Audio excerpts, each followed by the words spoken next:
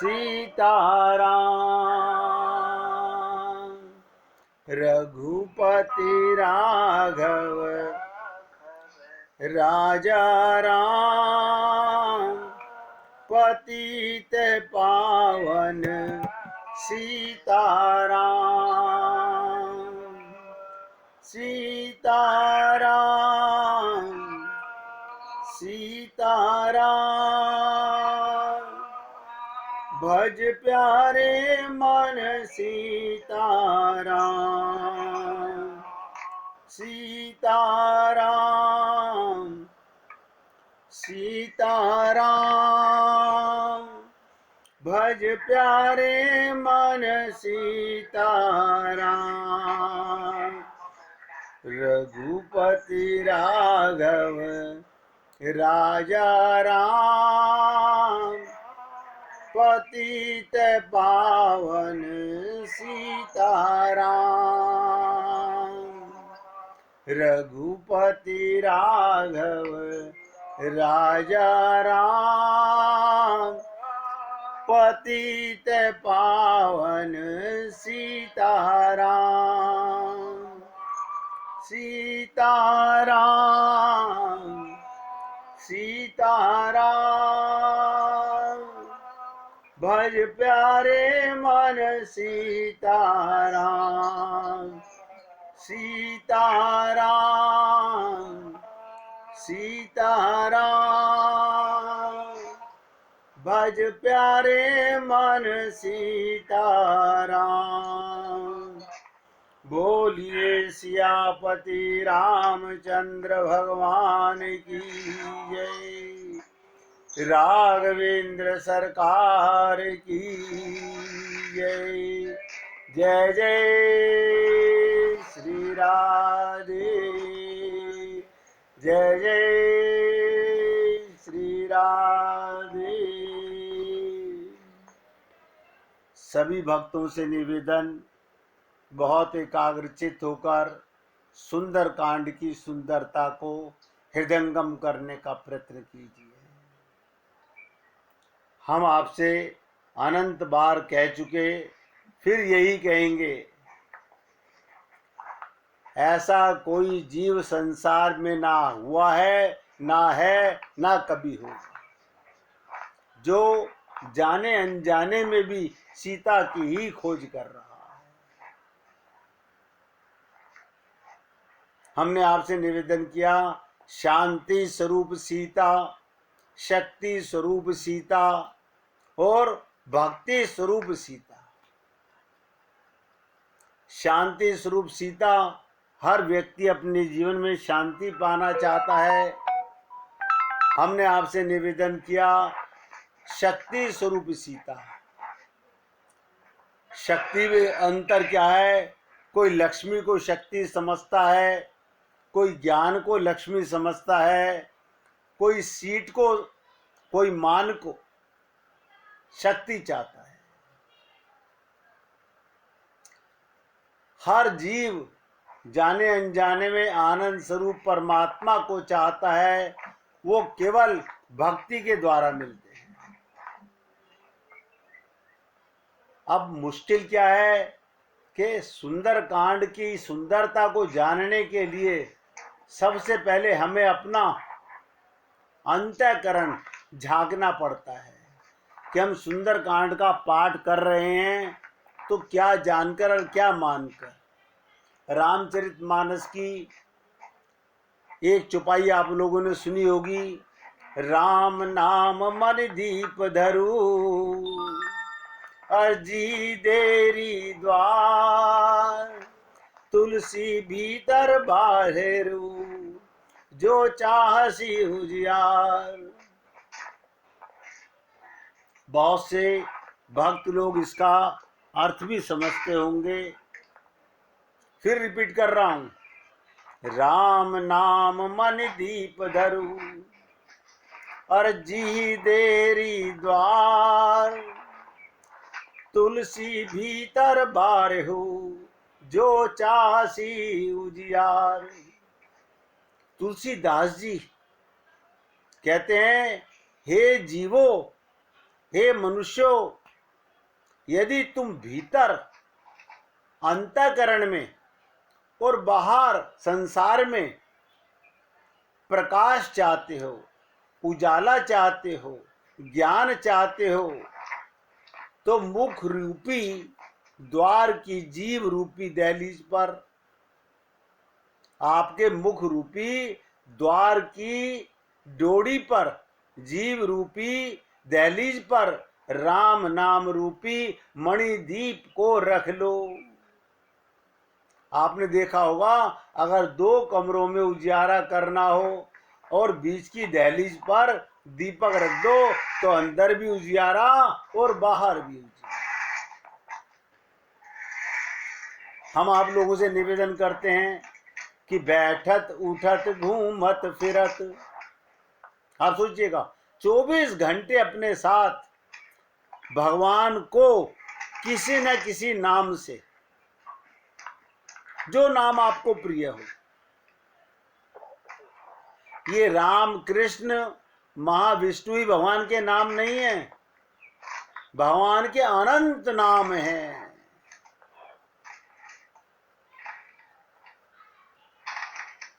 बहुत एकाग्रता से समझिएगा, सुंदरकांड की सुंदरता के लिए नाम राम का साथ सदा हो।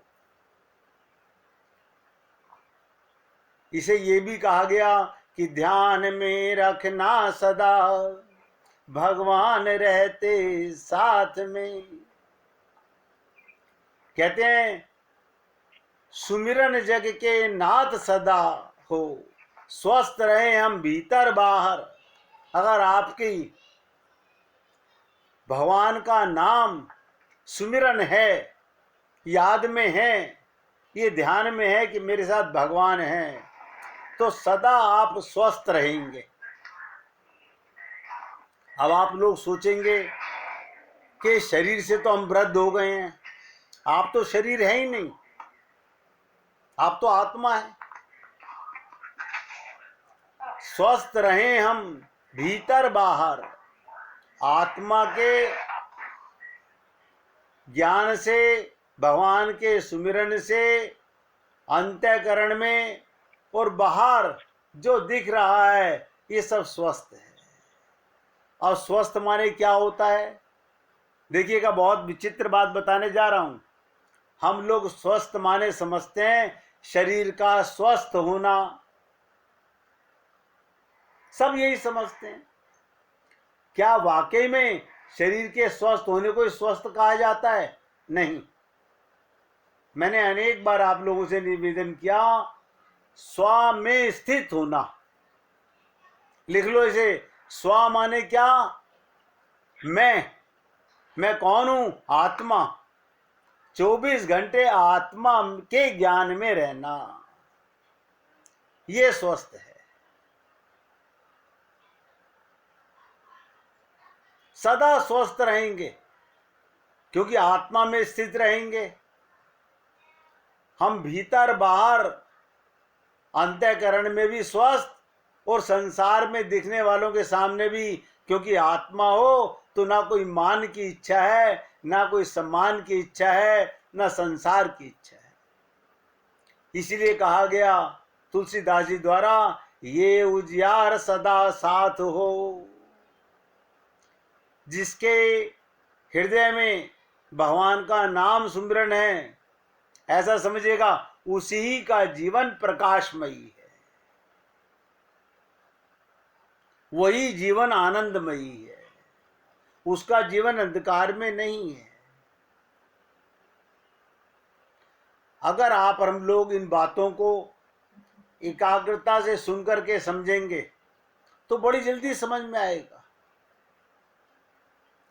देखिएगा, केवल सुनने से काम नहीं बनेगा, मैं अनंत बार कहता हूं।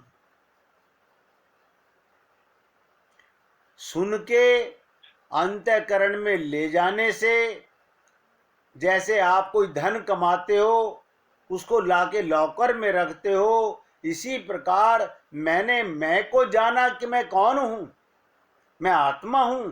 अब अपने हृदय रूपी लॉकर में, अपने चित्त में ये बात स्थित होनी चाहिए, तब आप स्वस्थ हैं।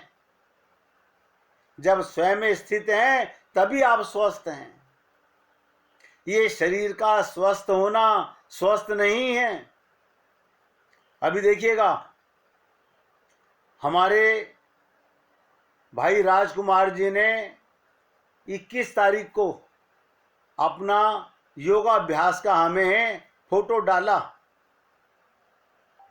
वो आपके शरीर का स्वस्थ है। मैं तो आपको आत्मा से स्वस्थ करना चाहता हूं। आपने लिखा ना आज कि एक मुक्का मारिए, तो मैं आपको ये हाथ के हाथ प्रमाण दे रहा हूं कि शरीर के स्वस्थ रहने से आप अमर नहीं हो सकते। शरीर कितना भी स्वस्थ रहे फिर भी मरेंगे, ये मरण धर्म है। कल बताया था मैंने आपको कि दशरथ जी ने आईना देखा, आईने में अपने बाल सफेद देखे, इसलिए कहा गया क्या तन मांझता एक दिन मिट्टी में मिल जाना। तो असली स्वस्थ क्या है, असली ज्ञान क्या है? स्वयं का ज्ञान होना, सदा के लिए स्वस्थ। आपको अब कोई बीमार नहीं कर सकता। आपका शरीर बीमार हो सकता है, शरीर मर सकता है, शरीर किसी भी जाति किसी धर्म में भी हो सकता है, लेकिन जिस व्यक्ति को आत्मज्ञान हो गया, और कैसा ज्ञान हो गया? सदा के लिए हो गया, फिर उसको अस्वस्थ कोई नहीं कर सकता। उसे किसी वैद्य की आवश्यकता नहीं है। शरीर का इलाज होगा, आत्मा का इलाज नहीं होगा। आत्मज्ञान और आत्मज्ञान की स्थिति में सदा रहना ही स्वस्थ है। इसी से तो आप सुंदर कांड के अंदर प्रवेश कर पाएंगे। अब ध्यान से सुनिएगा, जो व्यक्ति देह मानेगा, जो व्यक्ति अपने को शरीर मानेगा, वो सुंदर कांड में प्रवेश नहीं कर सकता। हमने आपसे निवेदन किया, जनक बेदेही थे, उनके घर में सीता जी का अवतार हुआ। जो देह मानेगा उसके यहाँ ना भक्ति आएगी, ना शक्ति आएगी, ना जीवन में शांति आएगी। आप और हम लोग संसार की छोटी मोटी चीजों को देखकर प्रसन्न तो होते हैं। आज मेरे पास धन आ गया, आज मेरे पास झूठा मान सम्मान आ गया, जो आके चला जाए वो स्वस्थ नहीं है, वो प्रेम नहीं है, वो भक्ति नहीं है। तो देखिए, जनक जी को सीता कैसे प्राप्त हुई? सीता जी तो भक्ति स्वरूपा है, शांति स्वरूपा है, शांति स्वरूपा है, और जनक जी ज्ञान स्वरूप थे। ज्ञानी के घर में भक्ति कैसे आई? ज्ञानी को तो एक अहंकार हो जाता है, लेकिन कहते ना, जा पर कृपा राम की होई, ता पर कृपा करें सभी कोई। बहुत एकाग्रता से सुनिएगा। हम अपनी शक्ति से, अपने कर्म के बल पर, अपने ज्ञान के बल पर भगवान को नहीं पा सकते। जानई तुम्ही तुम्ही हो जाई। जब तक भगवान कृपा नहीं करते, वेद से लेके रामायण तक सब सदग्रंथ ये कह रहे हैं कि भगवान को कोई नहीं जान सकता। और ये भी कहा गया, भगवान को सब जान सकते हैं।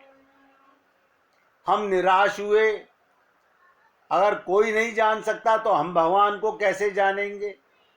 फिर कहा गया, भगवान की कृपा से भगवान को जाना जा सकता है। अब भगवान कृपा किस पे करे? आप कृपा के पात्र बने, हमारे गुरुदेव कहते थे, जब तक हम अपना पात्र शुद्ध नहीं करेंगे, जब तक हम अपना पात्र शुद्ध नहीं करेंगे, भगवान कृपा किस में करेंगे? आप बताइए, जब बर्तन ही शुद्ध नहीं है तो दिव्य ज्ञान, दिव्य शक्ति, दिव्य प्रेम किस पात्र में दें? शरीर में नहीं टिक सकता। वो दिव्य प्रेम है और सबके पास वो पात्र है, केवल वो पात्र गंदा किया हुआ है। तो जनक जी के ऊपर कृपा भगवान ने कैसे की? एक बार जनकपुर के अंदर सूखा पड़ गया, जनकपुर में सूखा पड़ गया। अब जनक जी ज्ञानी हैं, उन्होंने जमीन को अपनी ताकत से हल चलाया। किस लिए? निष्काम भाव से। बीज नहीं बोया, निष्काम भाव से हल चलाया तो शक्ति स्वरूपा, भक्ति स्वरूपा, शांति स्वरूपा सीता जी का प्राकट्य हो गया। अगर कोई ज्ञानी व्यक्ति निष्काम भाव से सेवा करता है तो शक्ति स्वरूपा सीता उसे प्राप्त होती है। मैं एक बात और आपसे निवेदन करता हूं, कोई भी संत महात्मा, कोई भी गुरु, कोई भी ज्ञानी अगर अहंकार के बस वो ये कहता है मैं बता रहा हूं, ये अहंकार है। किसी के पास बोलने तक की शक्ति नहीं है बिना भगवान की कृपा के। हम तो हमेशा आप लोगों से सेवक बन के प्रार्थना करते हैं, उसकी कृपा से बोल रहे हैं। हम में कहां ताकत हम एक शब्द बोल सके। तो जनक जी के ऊपर कृपा हुई। अब जनक जी ने शक्ति स्वरूपा, शांति स्वरूपा, भक्ति स्वरूपा सीता जी को पहचाना कैसे? ये बड़ा विचित्र प्रश्न है। सुंदरकांड में सीता जी की खोज है। आपको ये नहीं पता कि जनक जी को कैसे ज्ञान हुआ कि ये सीता हैं, ये शक्ति हैं। एक बार जो भगवान शंकर का धनुष जनक के महल में रखा हुआ था, सीता जी पहले जमाने में घर की लिपाई किया करते थे मिट्टी और गोबर से।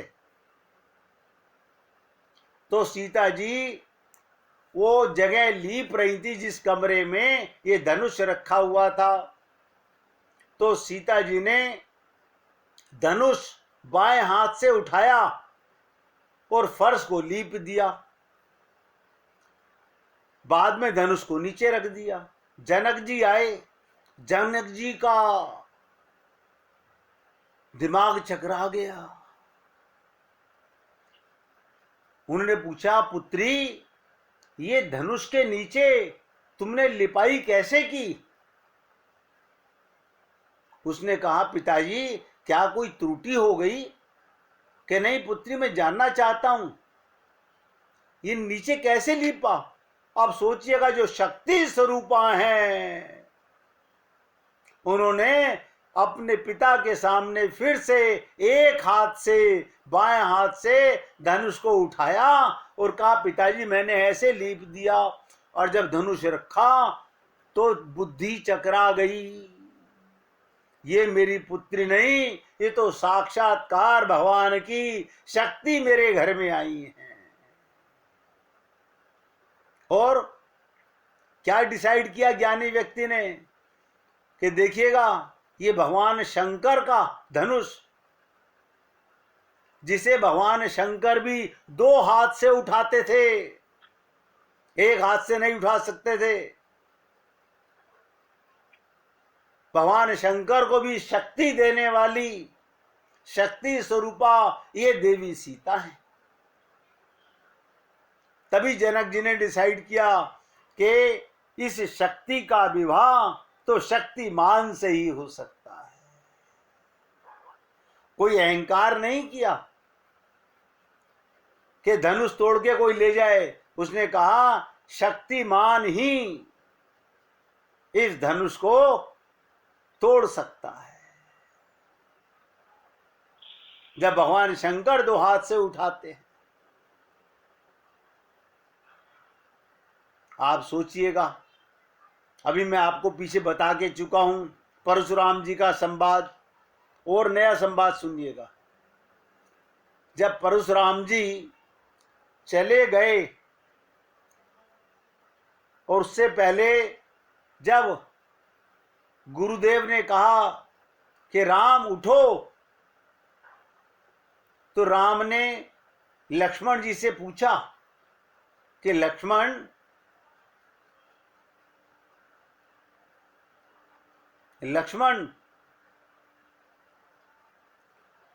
क्या सूर्य उदय हो गया? आप चौपाई में पढ़ के देखिएगा। अब आप सोचिएगा कौन सा सूर्य उदय हो गया? लक्ष्मण जी ने क्या कहा कि प्रभु, एक सूर्य तो उदय हो चुका है, दूसरा सूर्य तो आपके हाथ से उदय होगा। आपके हाथ से उदय होगा? हाथ में सूर्य कहाँ है? बोले जब ये धनुष रूपी, अंधकार रूपी, अहंकार रूपी ये टूटेगा तो सारी दुनिया को पता चलेगा कि आप तो सदा के पति हैं, आप विवाह करने नहीं आए हैं। राम और सीता का विवाह कोई त्रेता युग में नहीं हुआ, ये सदा के विवाहित हैं। बोले जनक के भी दिमाग से ये भ्रम मिट जाएगा, ये प्रकाश जान जाएंगे, ये सदा के। भगवान तो हम जीवों को कृपा करते हैं कि अपना विवाह दिखाते हैं। मैंने कहा था ना 2 दिन पहले, कोई माता पिता अपने बच्चे को अपना विवाह नहीं दिखा सकता। जब भगवान शंकर ने राक्षसों का वध किया, आपने सुना होगा धनुष का इस्तेमाल किया, तो धनुष एक बार भगवान शंकर से निवेदन करता है, प्रभु आप सबका संहार करते हो, सबको मुक्त करते हो, लेकिन मेरा कल्याण कैसे होगा? क्यों? आप तो मुझे बांधते हो। बांधते कैसे हो? जब युद्ध करते हो तो क्या करते हो? धनुष के ऊपर प्रत्यंचा चढ़ाते हो। मेरा संहार, मेरा उद्धार कैसे होगा? तो भगवान शंकर ने क्या कहा, जब प्रभु राम के सामने तुम पड़ो तो टूट जाना। सांकेतिक तात्पर्य बता रहा हूं, आप और हम सब लोगों के जीवन की बात बता रहा हूं। जन्म और मृत्यु, जन्म और मृत्यु अटल है। हर जीव का शरीर में जन्म होता है, उसकी मृत्यु होती है, लेकिन ये बीच का जो जीवन है, यही अभिमान का जीवन है, यही अहंकार का जीवन है, यही स्वप्न का जीवन है। इसका टूटना ही धनुष का टूटना है।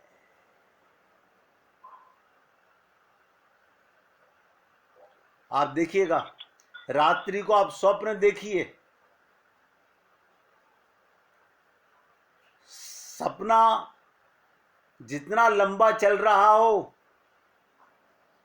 आपको कभी आनंद आता है, कभी दुख होता है सपने में। रोते भी हैं, हंसते भी हैं, माला माल भी होते हैं, करोड़पति हो जाते हैं, राजा हो जाते हैं, अनंत रानियां हो जाती हैं, बहुत सारी कारें हो जाती हैं, बहुत सारे नौकर चाकर हो जाते हैं। लेकिन जब से ही सुबह आंख खुलती है, आप कहते हैं हाय राम, मैं तो वही भिखारी का भिखारी, कहां मैं राजा, कहां मेरी रानियां। वो सपना टूटते ही भ्रम टूट जाता है। इसी प्रकार से अगर जीवन की सत्यता को जानना हो तो जीवन में ये जो अहंकार है बीच का, जन्म मृत्यु तो सब जानते हैं, आया है सो जाएगा राजा रंक फकीर, लेकिन बीच का जो अहंकार है यही हमें सता रहा है, यही हमें दुखी कर रहा है। एक संत कहा करते थे, अगर स्वप्न देखते देखते, ध्यान से सुनिएगा मेरी बात को, और मैं निवेदन कर रहा हूं आप सब लोग एकाग्रचित्त होकर सुनेंगे इस पॉइंट को। स्वप्न देखते देखते अगर किसी को ये ज्ञान हो जाए मैं सपना देख रहा हूं, तो फिर समझ लीजिएगा उसका सदा के लिए सपना समाप्त हो गया। स्वप्न देखते देखते सपना टूट जाए असंभव नहीं है। अब आप कहेंगे आप खुल के बताइए इसका सांकेतिक तात्पर्य क्या है। ये संसार में जीवन जीते जीते आप और हम लोगों को अगर जिस दिन इस जीवन में ये समझ आ जाए संसार है एक सपना, जिसे आप और हम लोग सारा दिन अपना अपना अपना अपना कर रहे हैं, अगर जीते जी टूट गया तो कल्याण सुनिश्चित है, वरना बेटे खाली पिंड दान करा के रह जाएंगे, कुछ नहीं होने वाला। वो सपना रात का भी बड़ा असंभव है टूटना बीच में, और ये दिन का जो सपना है यही धनुष का भंग करना है। अब आप बताइएगा, मैं सीता जी की खोज करना चाहता हूं, शक्ति स्वरूपा शांति को पाना चाहता हूं, मैं ड्रामे तो बहुत कर रहा हूं, मैं पूजा भी कर रहा हूं, मैं पाठ भी कर रहा हूं, मैं आरती भी कर रहा हूं, मैं प्रसाद भी चढ़ा रहा हूं, अपने घर में एक मंदिर भी बना रहा हूं और वादा कर रहा हूं प्रभु जी मैं वैष्णो देवी आऊंगा, प्रभु जी मैं झुंझुनू आऊंगा, प्रभु जी मैं खाटू श्याम जी आऊंगा, न जाने क्या क्या कर रहा हूं, लेकिन सपना नहीं तोड़ रहा। ये धनुष क्या है? यही सपना है। और मैंने क्या कहा कि भगवान राम के सामने आते ही जो धनुष टूटा वो अहंकार था।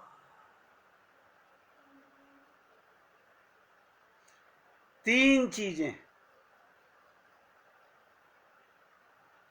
बहुत ध्यान से सुनिएगा। भगवान, भगवान की शक्ति, भगवान, भगवान की शक्ति और काल, लिख लीजिएगा।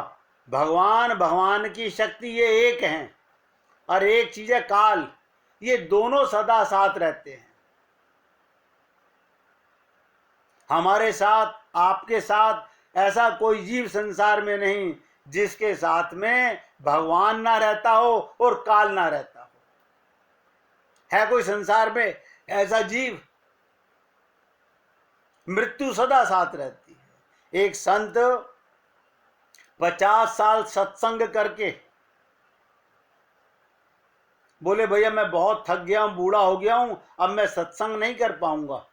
तो उनसे शिष्यों ने पूछा कि गुरुजी आप अपने जीवन का कुछ निचोड़ हमें बताइए,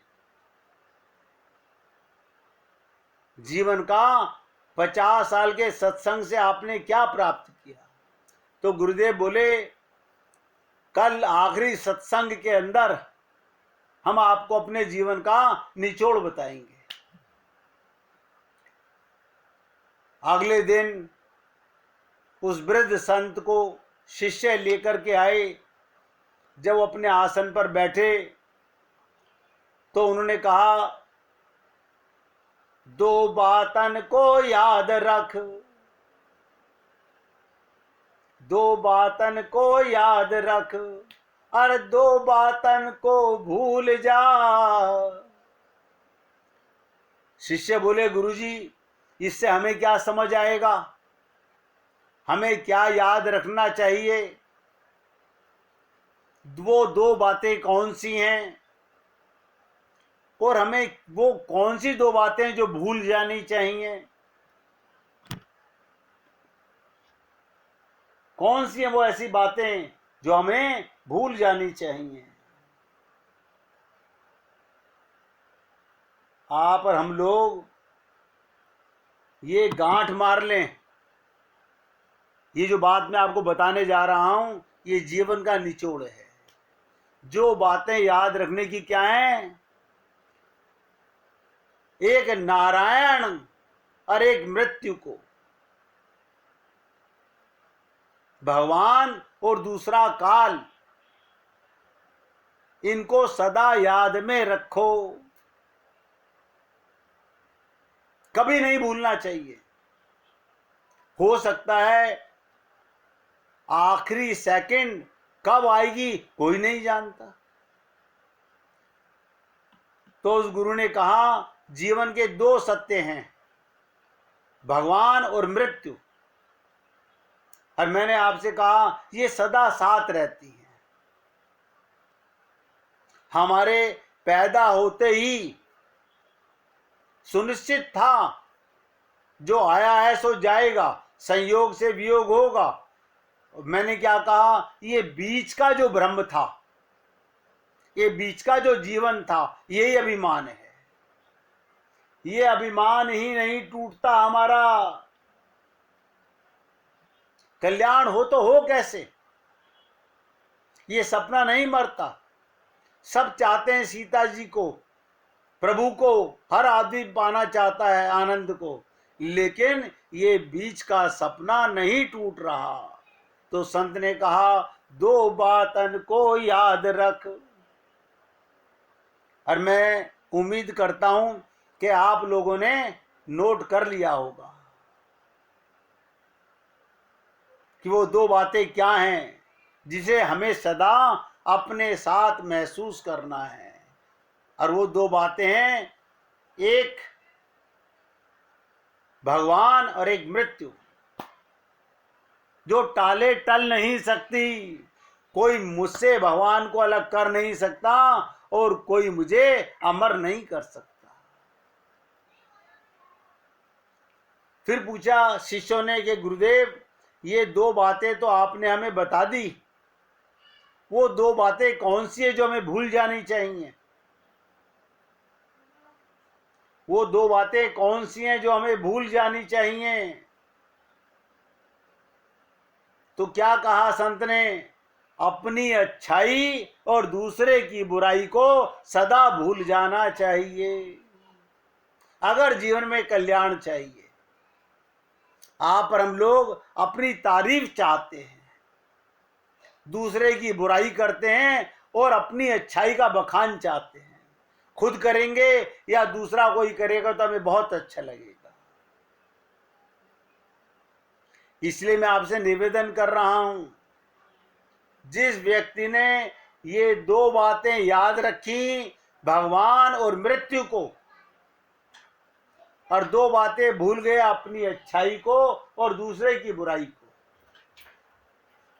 वही व्यक्ति सुंदरकांड में प्रवेश करने का अधिकारी है। सुंदरकांड पढ़ने से मेरा कोई तात्पर्य नहीं है, पढ़ने को तो लाखों करोड़ों लोग पढ़ते हैं।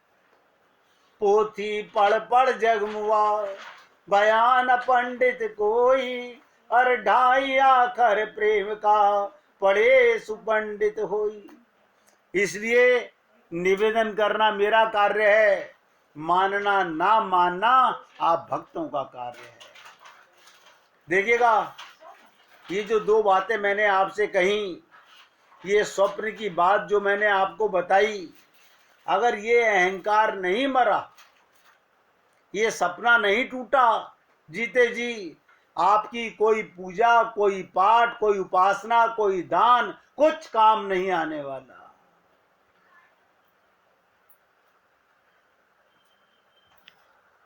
इसलिए